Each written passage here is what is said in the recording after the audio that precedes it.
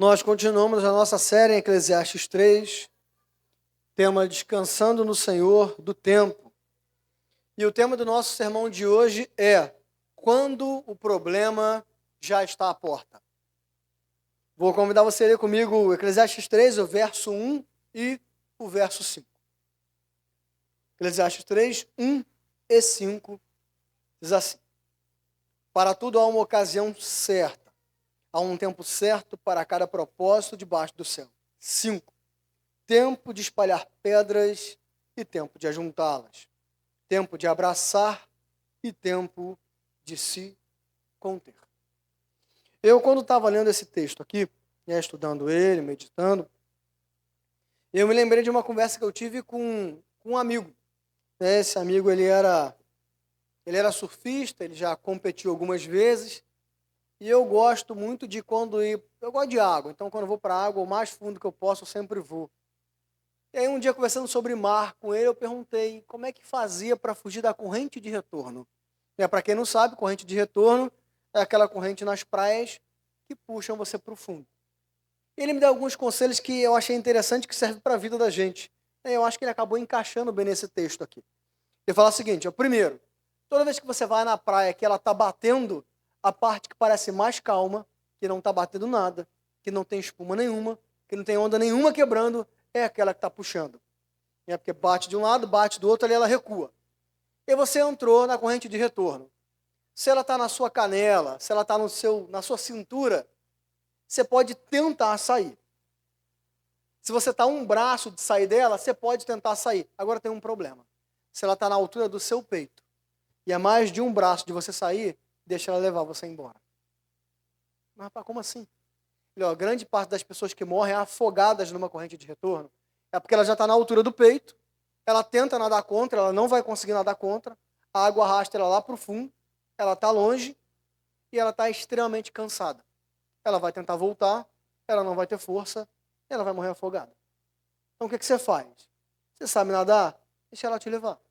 Vai te levar, uma hora ela vai parar, você vai olhar para onde o vento está batendo e vai nadando devagarzinho que uma hora você chega. Agora, todos que lutam contra a corrente de retorno acabam morrendo. Por que eu achei que isso cabe? Porque existem muitas vezes nas nossas vidas que o problema já está à porta e nós não percebemos. Daí o problema parece uma corrente de retorno que já está na altura do peito, arrastando a gente para o fundo, e nós não nos damos conta. Não é verdade? Nós às vezes negamos uma doença que nós sabemos que temos, negamos a limitação da idade, negamos que as finanças estão ruins, negamos que um relacionamento muito importante não está bom, nós negamos que o trabalho está matando a gente, negamos que estamos a ponto de explodir, negamos que estamos mais distantes de Jesus de como nunca antes estivemos. Negamos que estamos dentro de uma corrente de retorno, ela vai arrastar a gente vai tentar nadar e vai morrer afogado. E aí, nesse sentido, esse texto, eu acredito que ele fale de dois problemas. Problemas externos e problemas internos. Os problemas externos, eu atrelo ao tempo de espalhar pedras e tempo de ajuntar pedras. O que isso significa? Para a gente parece que não significa nada, né? Mas esse termo ele era bem específico. Se você for lá ver o segundo livro de Reis, capítulo 3, verso 19 a 25, você vai ver que está crescendo uma tensão entre os israelitas e os moabitas. Existe uma tensão declarada. Uma guerra vai acontecer. Não tem para onde correr. E aí, há um acordo de que os israelitas iriam espalhar pedras nos campos dos moabitas. O que isso significa? Quando você espalhava pedra num campo, você impedia que aquele campo ele florescesse. Então o trigo não nasceria, as árvores frutíferas não cresceriam, as sementes morreriam afogadas, ou melhor, abafadas. Então espalhar pedras era literalmente entrar numa briga, fazer uma estratégia e lutar contra o inimigo. Já que essa guerra vai começar, que o inimigo comece já com baixas na sua própria alimentação. Então, espalhar pedras era perceber que existia um problema externo, que ele ia acontecer, e você precisava agir. E ajuntar pedras era também reconheceu um problema, mas no sentido contrário, de você, no lugar de atacar, você construir. Então, os judeus, eles ajuntavam pedras quando eles queriam construir muralhas e fortalecer as suas cidades. Eles construíam pedras quando eles queriam proteger morros que estavam desmoronando. Eles ajuntavam pedras quando eles queriam empoçar água numa região árida, desértica. Então ele está falando de dois problemas externos. Um que você precisa ir lutar e outro que você precisa pensar e construir. Mas são problemas. A corrente de retorno está no peito, o problema está à porta e você precisa agir. Só que muitas vezes o problema, queridos, é que nós queremos negar que o problema está na porta.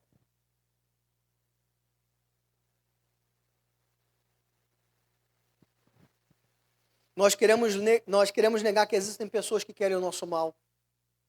Nós queremos negar que existem ambientes que querem o nosso mal. Que existem situações na vida que vieram para nos destruir. Que o diabo quer e vai tentar nos destruir. E nessa hora, no lugar de nós negarmos, nós precisamos agir.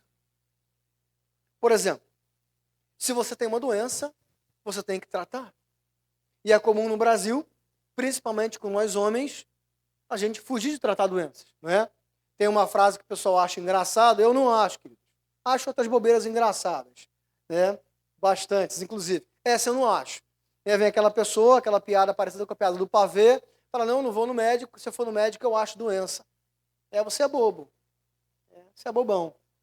Se você fala, você é juvenil. Você não está enganando ninguém. Nem assim. Se tem uma doença, e se você não for ao médico, ela simplesmente vai explodir. E talvez da pior forma possível. E nós negamos o fato de que existem doenças. E existem doenças que podem ser curadas. Uma hipertensão pode ser tratada. Existem doenças que elas podem ser amenizadas. Arthur, mas é uma doença degenerativa, eu vou deixar ela me levar. Se você tratar, ela vai te levar de qualquer jeito, é verdade. Mas você pode ter mais qualidade de vida. Você pode oferecer mais tempo de qualidade para a sua família. Eu lembro quando eu visitava a dona Inês, já falei dela algumas vezes aqui, ela morava aqui na frente da igreja, uma irmã nossa, membro da igreja, faleceu tem uns 2 anos. Ela tinha esclerose lateral amiotrófica. É uma doença degenerativa, o cérebro fica perfeito, mas seu corpo vai paralisando por inteiro. E aí eu lembro que já no final da doença dela, as profissionais de saúde que cuidavam dela, por um protocolo, falaram, dona Inês, a senhora já está partindo, eu quero te perguntar o seguinte, se a senhora parar, a gente faz a massagem, traz a senhora de volta, ela, quantas vezes eu parar, é a quantidade de vezes que vocês vão me trazer de volta.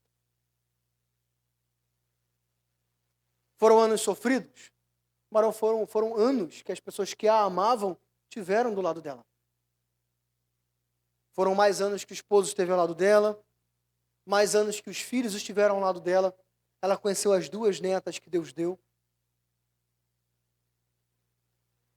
Então, nós não podemos negar que essas realidades existem. E nós negamos, e muitas vezes, no lugar de nós lutarmos, entendemos que o problema está à porta, nós deixamos ele entrar e vencer a gente. E aí nós não cuidamos daquela doença, aquela doença se desenvolve, que cria uma outra doença, e agora no lugar de uma nós temos 2. E aí no lugar de nós pensarmos na nossa família e nos cuidarmos, nós trazemos problema para a nossa família. Não vou no médico para não encontrar, e aí você encontra uma bomba, e agora a sua família vai ter que administrar, porque a doença está tão avançada que agora você não tem mais condição.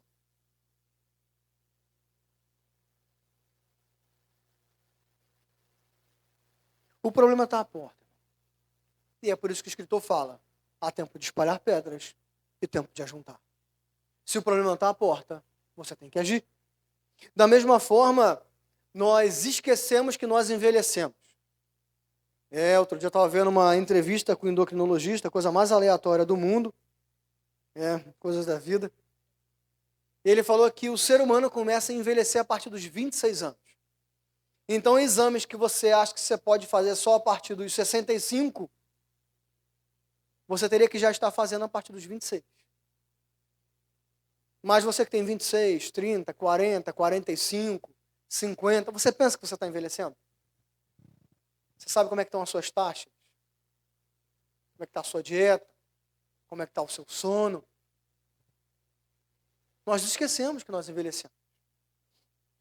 E aí, nós queremos cuidar quando a terceira idade bate a porta e o problema que você poderia curar, agora não tem mais cura. Eu trabalhei durante alguns anos em empresa de transporte. Né? E dentro da empresa de transporte existem 2 tipos de manutenção.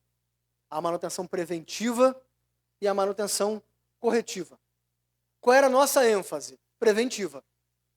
Você consertava antes de quebrar. Né? Pneu está gasto? Troca. Não deixa ele explodir na rua. Trambulador, né? A marcha ali está gasta? Troca antes de quebrar na rua. Por que quebrava na rua? Dava atraso no cliente, você pagava a multa. Em vez de um motorista na rua, tinha que ter 2. Em vez de um carro, tinha que ter 2. Em vez de um combustível, era 2. Paga hora extra. A pessoa do RH chamava a atenção da gente. Então, nossa ênfase era manutenção preventiva. Corretiva era quando aparecia. Por que eu estou dando essa volta toda? No Brasil, nós vivemos de manutenção corretiva. Estou com uma dor aqui que ela está quase me matando. Vou no médico. Quanto tempo com essa dor já? Uns 3 anos e meio. O Gabriel ali quase infarta quando houve um negócio desse na clínica. Há 3 anos e meio. Começou no quadril, agora já está na minha orelha esquerda, no tornozelo e no pulso. Vou fazer aqui uma extrema unção e que o Senhor te abençoe.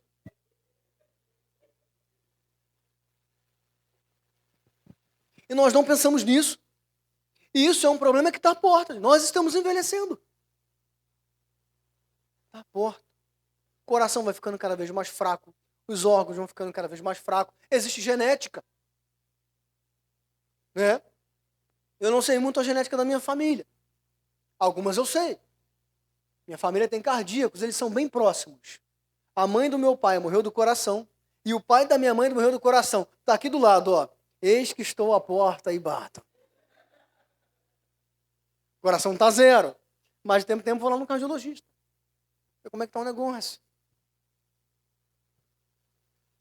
E é um problema que existe. Isso é pessimismo? Não é, irmão. Isso é vida. Lembra que eu falei para vocês no começo de Eclesiastes que apesar de parecer que o escritor é pessimista, ele é realista?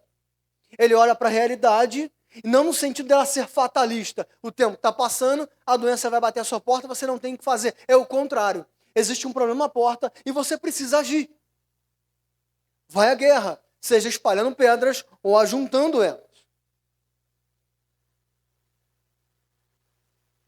Nós, às vezes, queremos negar, por exemplo, que as finanças não estão boas. Principalmente quando a gente não tem muito o que fazer, não é verdade? E a finança está ruim, e aí você estoura um cartão, estoura 2, estoura 3, paga mínimo, a corda está no seu pescoço, você não pensa na sua aposentadoria. A minha geração, para baixo, não sabe se vai poder contar com o INSS. E eu vou esperar contar com o INSS quando? Quando eu tiver com 75?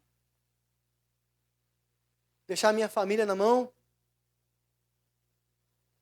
Como você tem cuidado das suas finanças? Eu cuido bem das minhas finanças. Eu deixo na mão da Társila. E Deus tenha misericórdia dela. Mas está sendo cuidada, pelo menos eu sei disso. E você que não sabe? E nós nos esquecemos disso. Muitas vezes nós negamos essas realidades. Nós negamos que o diabo existe. Não é verdade? Jesus fala uma quantidade significativamente de diabo e inferno no Novo Testamento. E a gente, às vezes, atira pedra nos nossos irmãos, mas fala mais de diabo do que de Jesus, mas nós nos esquecemos. O diabo, ele quer te matar, meu irmão. E na primeira oportunidade, ele vai. Quer destruir sua família. E no primeiro mole que você der, ele vai. A Escritura fala que ele está ao nosso derredor, como um leão, tentando tragar. Primeiro mole que você der. Ele vai acabar com a sua saúde, com a sua família, com o seu trabalho. Vai te envergonhar publicamente. Já parou para perceber nisso? Que existe um inimigo que está à porta da sua casa, batendo todos os dias. Não, pastor, não quero nem pensar. Mas ele já está à porta. E se você não pensar, ele vai derrubar a porta. E ele vai fazer a linha na sua vida, meus irmãos.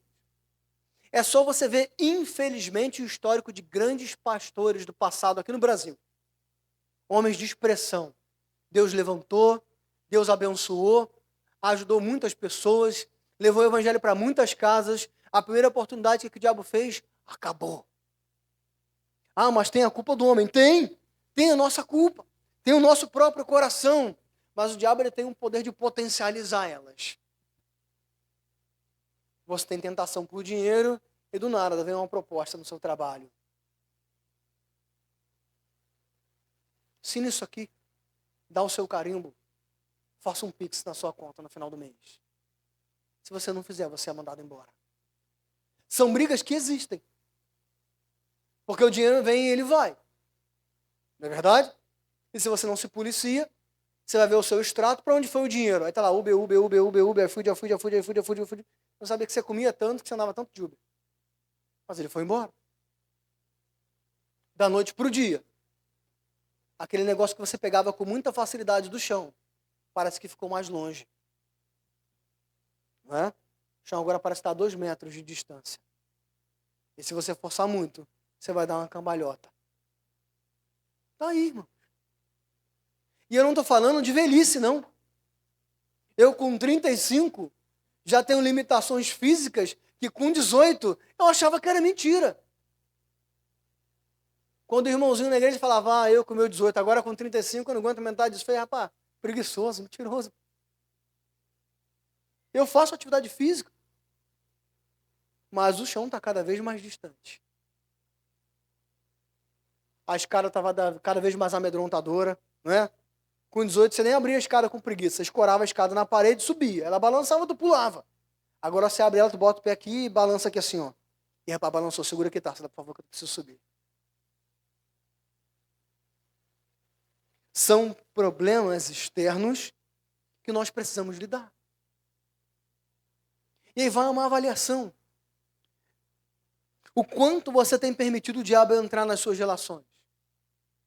O quanto você tem permitido o diabo fazer com que você leve os seus filhos à ira?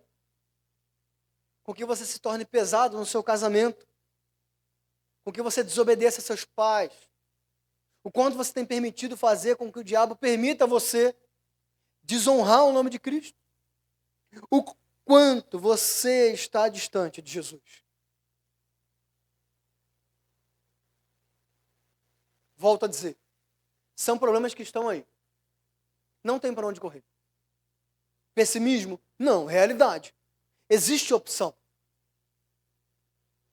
E Salomão fala, nesses tempos, ou nós espalhamos pedras, ou nós ajuntamos. Ou nós limitamos o ataque do inimigo, ou nós fortalecemos a nossa base. Mas alguma coisa a gente precisa fazer. Mas também existem problemas internos, que é a questão do abraçar e se conter. O escritor fala, há tempo de abraçar e o tempo de se conter. E tem 3 aplicações práticas imediatas para aquela época aqui. Primeiro, tempo de abraçar ou de se conter era o reconhecimento que uma relação pessoal, comercial ou política acabou. Olha só, existem relações que são meramente comerciais, meramente políticas e outras que são pessoais. Tempo de abraçar é tempo de identificar e intensificar esse relacionamento. Tempo de se conter é perceber que o tempo daquilo ali acabou. Mas nós temos o hábito de perceber que o nosso tempo acabou só quando o teto já caiu. É verdade? O meu tempo de comer açúcar acabou. Como é que você descobriu? Estou com diabetes tipo 3, já tive 3 comas dirigindo um carro. Rapaz, excelente, hein?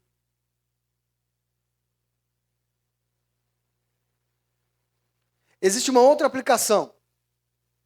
Existe tempo de se abraçar e de se conter, ao mesmo tempo de perceber que uma relação comercial, política e pessoal acabou, é também perceber que uma relação pessoal, política e comercial começou. E que você precisa, a partir de então, trabalhar para a intensificação dela.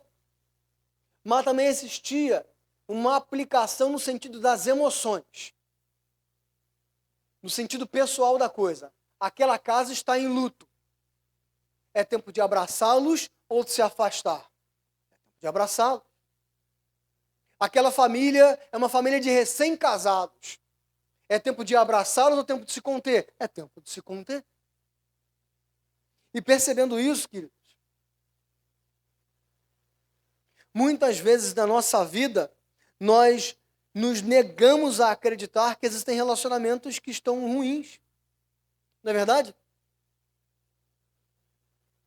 Nós não queremos acreditar que a nossa relação com o nosso filho é péssima. Ninguém quer aceitar isso.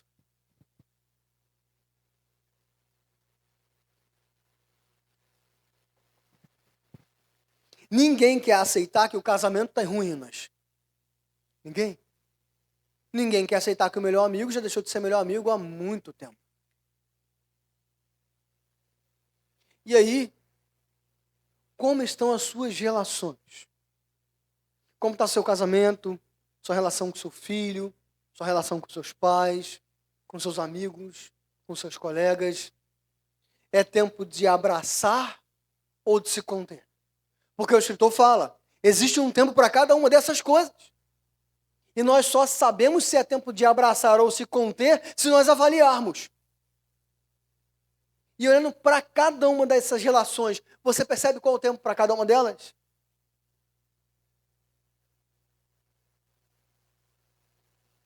Nós temos que aceitar, meus irmãos, que existem momentos das nossas vidas que pessoas que nós amamos se tornaram os nossos inimigos, os nossos opositores. Quem nunca viveu isso na vida? Daquele familiar, daquele amigo, se virar contra você, seja por uma visão política diferente, seja por um ciúme, por uma inveja, por uma fofoca, por uma má compreensão de alguma coisa. E ele literalmente decidiu que a partir de então, ele é o seu opositor. Mas nós negamos acreditar nisso. E muitas vezes nós passamos então a querer abraçar em tempo de se afastar e trazemos inúmeros problemas para as nossas vidas. Quem não conhece aquela pessoa que quer manter um vínculo com a família, família essa que se puder bota uma corda no pescoço dela e puxa. Quem nunca viveu isso de perto? Mas nós queremos negar essa realidade.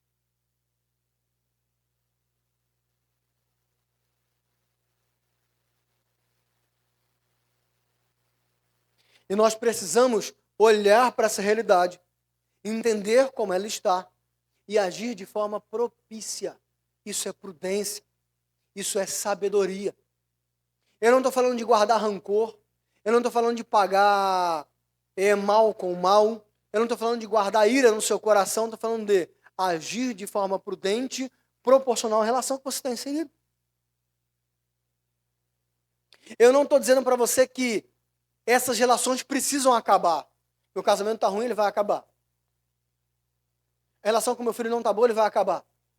O meu amigo, o meu parente se tornou um opositor, tem que acabar essa relação. Não. Há tempo de se abraçar. Vai. Tenta abraçar. Conversa. Tenta esclarecer. Mas a pessoa disse, não. A partir de agora, cada um caminha a sua própria caminhada. Tempo de se conter.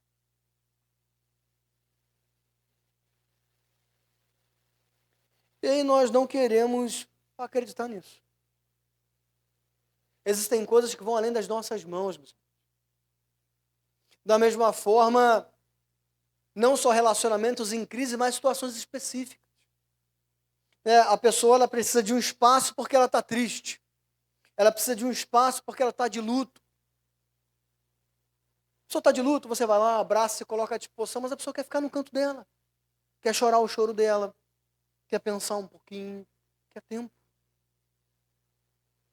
A pessoa casou, acabou de casar, ela não quer você na casa dela. Ah, mas eu sou mãe, eu sou pai. Ela não quer você na casa dela. Fica na sua casa. Deus abençoe você lá. E você que acabou de casar, não queira ninguém na sua casa, você que acabou de casar. Ah, mas eu amo, ama lá.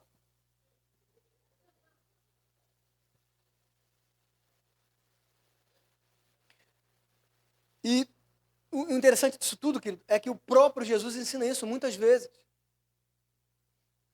Existe um teólogo chamado Philip Graham Hayek. Ele diz o seguinte: quando se tratava de relacionamentos pessoais, Jesus sabia quando era a hora de procurar as ovelhas perdidas e quando era a hora de decidir das cabras que se recusavam a ouvir sua voz. Ele abraçou coletores de impostos, que eram considerados traidores no meio dos judeus. As prostitutas e outros pecadores perdidos que sabiam quanto precisavam de um Salvador. Mas Jesus não abraçou os escribas, os fariseus e outras pessoas orgulhosas que insistiam que já eram justas o bastantes para Deus. O próprio Jesus sabia disso. Existiam discussões que Jesus ia para a discussão, ele ia para o entreveiro. Ele chega no templo e joga tudo para o alto. Mas tinha hora que o pessoal conversava com ele, tu dizes. E tinha hora que o pessoal queria ir para a discussão, ele simplesmente se colocava no meio da multidão e ia embora. Jesus tinha laços diferentes de amizades. Jesus, na grande comissão, mandou 70, mas existiam 12 que andavam perto dele. E desses 12, existiam 3 que andavam mais perto ainda, Pedro, Tiago e João. E desses 3, existia um que era mais próximo ainda, que tinha moral. João se apresenta como aquele a quem Jesus amava. E a gente quer sair abrindo a porta para todo mundo e abraçando todo mundo. E a pessoa vem e faz a lenha na vida e fala, Jesus, por quê? Culpa sua. Falta de prudência, falta de discernimento, falta de sabedoria. E eu te pergunto, meus irmãos, quem nós estamos abraçando hoje? E aí, eu vou um pouco mais além nessa pergunta. Nós estamos abraçando as pessoas certas?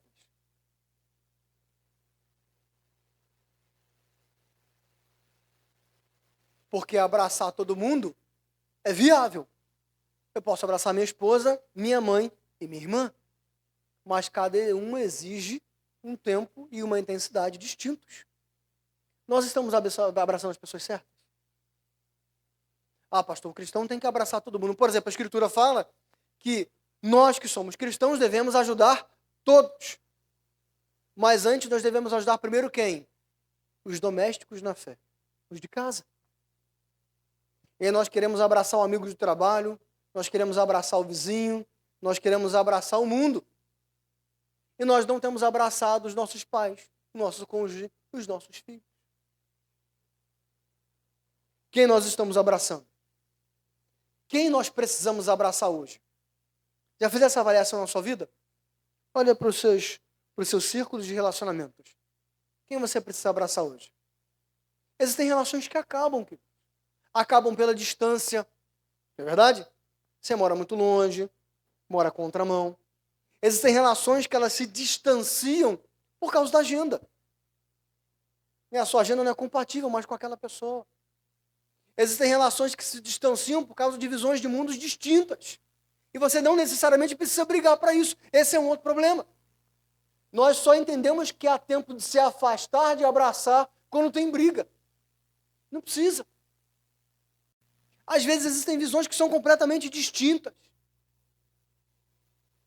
Quem já teve aquele seu espelho maravilhoso quebrado, no sentido de que amava um lugar, amava certo tipo de pessoa, depois de 20 anos voltou, sentou na mesa e se sentiu um completo peixe fora d'água, mesmo amando cada um deles? Tempo de afastar, de abraçar. A visão de mundo mudou, a visão de realidade mudou. Se tiver uma hora de conversa, é igual aquelas ceias de Natal da década de 90. É 50 parentes, e forma-se o corredor polonês, lado A, lado B, e o pau quebra. Né?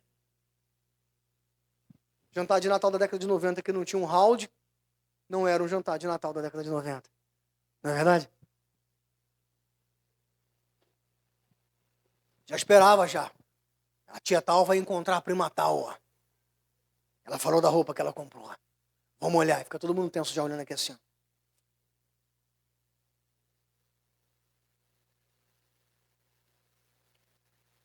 E o quanto nós estamos abraçando quem precisamos abraçar. O quanto de tempo você está dedicando para as pessoas que precisam da sua atenção. Um filho de 5 anos, de 10 anos, de 12 anos, precisa de um tempo. Um filho de 25, de outro. Um pai e uma mãe precisa de um tempo numa certa idade, mas de um tempo maior na outra. A conta é quase invertida, né? Enquanto seu filho está pequenininho, você demanda bastante tempo dele. Aproveita, irmão. Eu não tenho filho ainda. Mas aqueles que têm, fala, passou rápido demais. Então agora gaste o máximo de tempo possível, porque daqui a pouco o tempo que vai sobrar vai ser dedicado para os seus pais que estão envelhecendo. Nós temos abraçado as pessoas que precisam do nosso abraço à medida certa. Outra coisa, no sentido de problemas internos, né, do abraçar ou se afastar de abraçar, nós negamos muitas vezes que o trabalho está matando a gente. Esse é um problema interno, não é? E é uma conta difícil de fechar. Mas muitas vezes o nosso trabalho está matando a gente. Existe uma doença agora que ela inclusive virou uma doença ocupacional, né, que é o burnout, né, que é uma doença de esgotamento físico e emocional.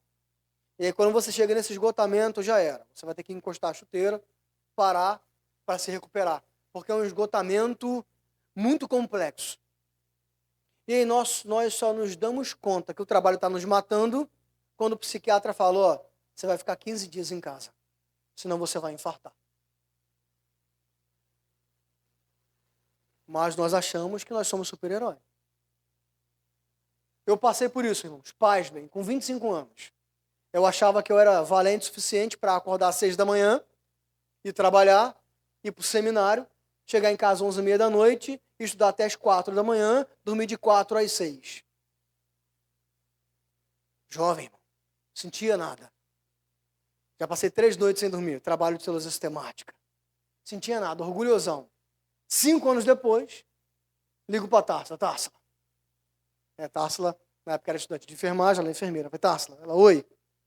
Estou aqui no trabalho, caído no chão, está tudo rodando, e eu estou ouvindo meu coração no ouvido. E aí? Ela bota o dedo no pulso, conta, não pode passar de 100. 160, e aí? Corre agora para uma emergência. 25 anos.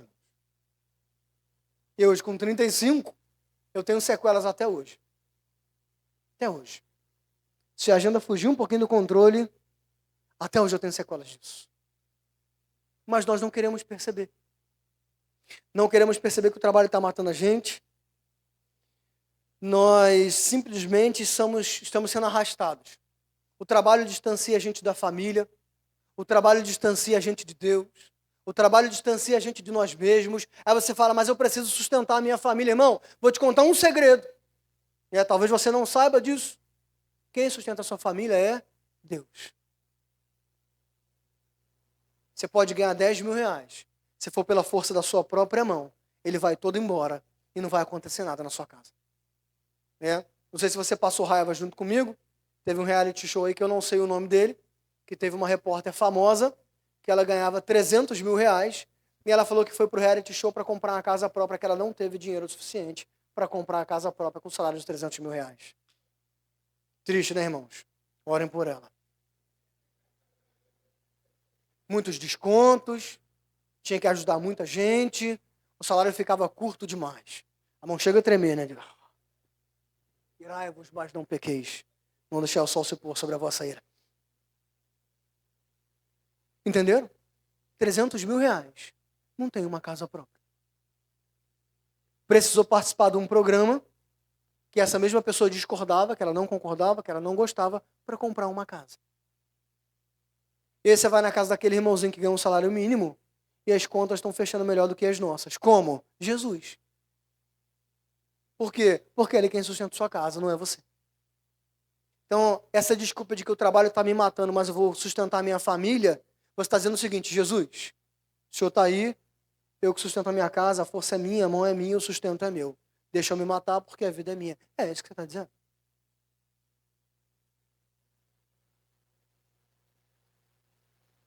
É interessante que a gente vai e fica se perguntando, né? Senhor, quanto mais eu ganho, mais dinheiro sai pelas minhas mãos e parece que a vida não melhora.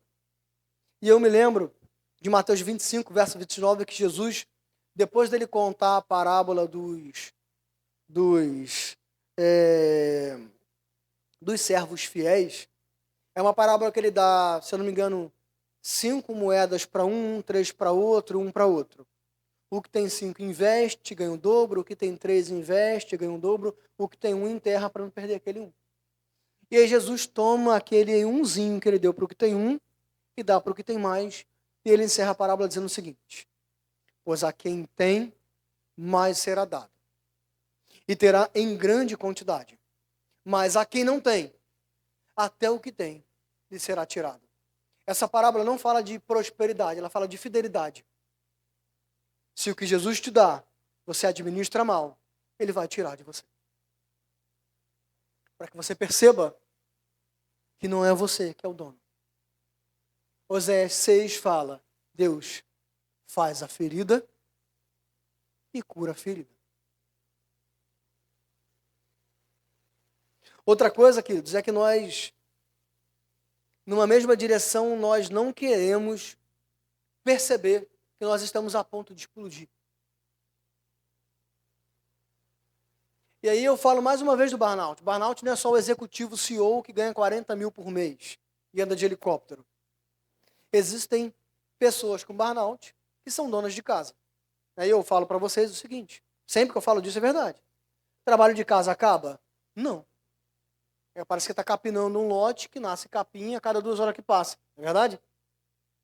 Você lava um prato e a bucha está ruim. Aí você troca a bucha. Aí tem um saco plástico para jogar fora. Aí você tem que tirar o lixo. Aí você tira o lixo e você vê que a lixeira está suja. Aí você lava a lixeira. A vassoura está ruim. E assim a gente vai embora. TDAH aqui, ó. Indo. Voando para sempre. Mas nós não damos conta disso. Nós não percebemos que nós estamos a ponto de explodir. Pastor, onde entra o tempo de abraçar e afastar-se, de abraçar? O abraçar, que o escritor está dizendo, é de cuidar. Existe tempo para cuidar da relação. Em algumas é aproximando-se, outra afastando-se. Mas como você vai cuidar se você está a ponto de explodir?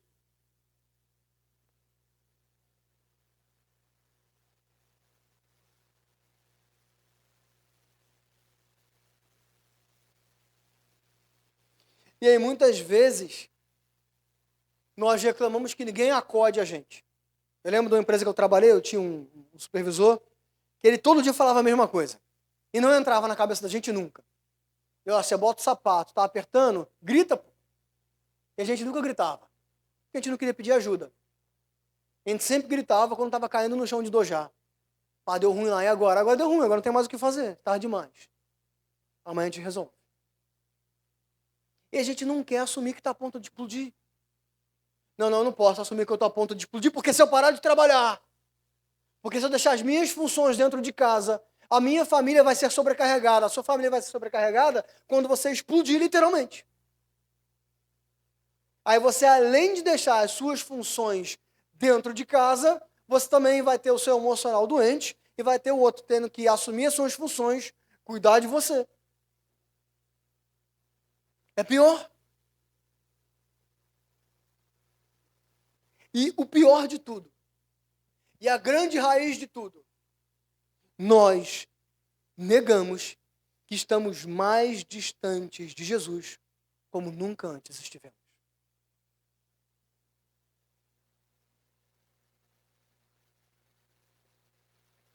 Uma coisa interessante da fé reformada, fé essa que a gente prega, a tradição reformada, ela fala que a vida ela é integral. O que isso significa? Que tudo na sua vida deve refletir Jesus.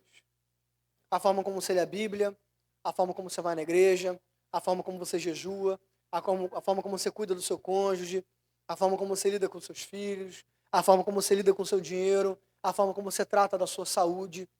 Tudo reflete o quanto você está próximo de Jesus. E todos esses problemas que eu apontei aqui, nenhum deles vai ser resolvido enquanto você não perceber que está distante de Jesus e precisa se reaproximar dele. Eu vou dar 7 passos, 3 macetes, 4 caminhos, 2 checklists. E aí vai ser mais uma carga no seu ombro. Você vai abrir aquela sua agenda segunda-feira bonita para organizar. E no lugar de trazer alívio, vai te dar um ataque cardíaco. Eu não consigo levar adiante. E a gente não consegue. Os tempos são maus. coloco cada vez mais cargas nos nossos ombros, mas Jesus de mim. Aprendei de mim, que sou manso e humilde de coração.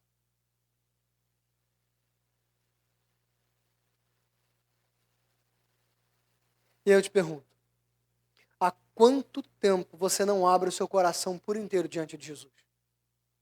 Há quanto tempo você não fecha os seus olhos e faz uma oração de esvaziar o seu coração? Há quanto tempo você não se alegra com a leitura da Escritura Sagrada? Quanto tempo você não encontra alegria, deleite, prazer em ler a Escritura? Estou falando para você ler 10 capítulos por dia, não.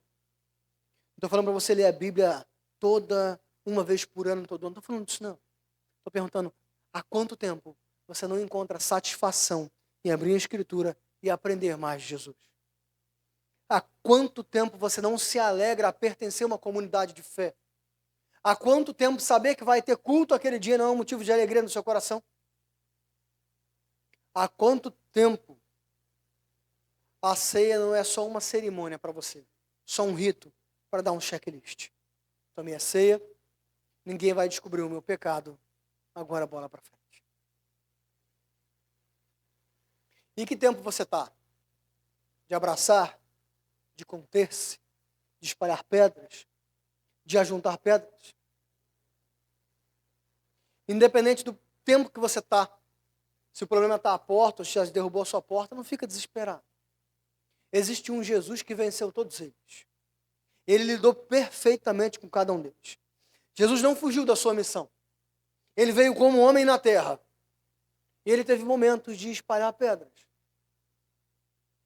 O diabo tentou ele no deserto, endemoniados apareceram, opositores políticos, Judas o traiu no meio dele mesmo. Pedro falou para ele, que morreu o quê, Jesus? Precisa morrer não. Jesus fala, aparta-te de mim, Satanás. Ele foi perseguido, negado dentro da sua própria casa, julgado injustamente, espancado, morto. Ele não fugiu da missão. O problema estava à porta. Ele assumiu cada um deles. Jesus se retirou de conversas difíceis quando teve que se retirar. Jesus teve conversas difíceis quando teve que ter. Jesus, sem nenhum tipo de ataque físico, ele foi à luta e atacou para quem precisava ser atacado.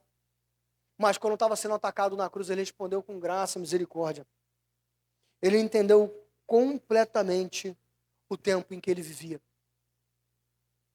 E ele venceu cada um deles. Nós, queridos, por nós mesmos, não temos a capacidade de reconhecer esses tempos. Porque nós somos escravos dele. Nós somos arrastados por ele. Mas existe um Jesus que venceu na cruz do Calvário e nos fez seus filhos. E ele nos presenteia com a sua presença, com o seu discernimento, com a sua sabedoria, com a sua clareza.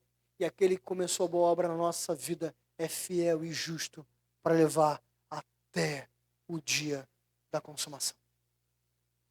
Então, se o problema está à porta, não tenha medo. Não existe nenhum problema que seja mais poderoso do que Jesus. Seja o diabo, seja o trabalho, seja a doença, seja uma relação, seja o seu próprio coração. Todas elas sucumbem a um poder de Jesus que transforma o nosso coração. Por isso eu quero convidar você a baixar sua cabeça, a orar, entregando cada um dos seus problemas a Ele, pedindo discernimento a Ele sobre cada um desses dilemas, pedindo força, sabedoria, e que Ele seja a sua direção, e que Ele seja a sua esperança. Senhor Jesus, nessa noite, Pai, nós reconhecemos que existem muitas correntes de retorno que estão nos arrastando para o fundo do mar. E muitas vezes, nós, no lugar de fugirmos quando é tempo, nós deixamos ela nos arrastar. E muitas vezes, quando percebemos que ela já está nos arrastando, em vez de lutarmos de forma correta, nós nadamos até nos esgotar e não resolver nada. Por isso, nós pedimos, Pai, intervenha nas nossas vidas. Acima de tudo, intervenha no nosso coração. Que o Senhor seja a nossa esperança. Que o Senhor seja a nossa fé. Que o Senhor seja a nossa confiança. Que entendamos sim que existem tempos difíceis da vida. Que entendamos sim que aquele trabalho que nós gostamos hoje é um peso para os nossos ombros. Que entendamos que aquela relação que era maravilhosa está fragilizada e nós precisamos consertá-la. Dá-nos força para consertar. Que entendemos que aquelas pessoas que se apartaram de nós e não querem mais estar conosco, elas precisam caminhar na sua própria direção, que nós a deixemos ir. E que nosso coração esteja limpo, Pai, da misericórdia, da graça e da compreensão, mas há tempo de afastar-se. Que entendamos que a vida é feita de ciclos, de problemas, de desafios, de lutas, de guerras, mas que saibamos que essas coisas vêm e vão, mas o Senhor permanece para sempre. O Senhor é a nossa confiança última, o Senhor é a nossa confiança primeira, o Senhor é o nosso amor maior, aquele que nos dá força quando a nossa força falha, aquele que nos dá estratégia quando as nossas estratégias falham, aquele que nos dá estratégia apesar das nossas próprias estratégias. Que os nossos corações e joelhos estejam prostrados diante da sua presença. E que em Ti olhemos com os óculos certos para a vida. Não desesperados, não com autoconfiança, mas sabendo que o Senhor é a nossa esperança maior. Renova-nos, reaproxima-nos, conserta-nos. E que sabendo que há um problema à porta, que saibamos que lá atrás, quando o Senhor bateu a porta do nosso coração, nós ouvimos a sua voz, abrimos, e hoje o Senhor é o dono da nossa casa, da nossa vida, de quem nós somos. Que em Ti encontremos o descanso que não encontramos em lugar nenhum. Leva-nos para casa, Pai, confiados nessa esperança, descansados no Seu poder. Que agora, irmãos, que a graça do Senhor Jesus, que o amor de Deus, nosso Pai, que as doces e consoladoras promessas do Espírito Santo sejam com todos nós que estamos lutando os problemas da vida, sabendo que o Senhor vai adiante de nós como bom pastor até aquele dia, que as portas do céu estarão abertas, que nós ouviremos o nosso novo nome e contigo reinaremos para sempre. Amém, amém e amém. Deus abençoe, querido.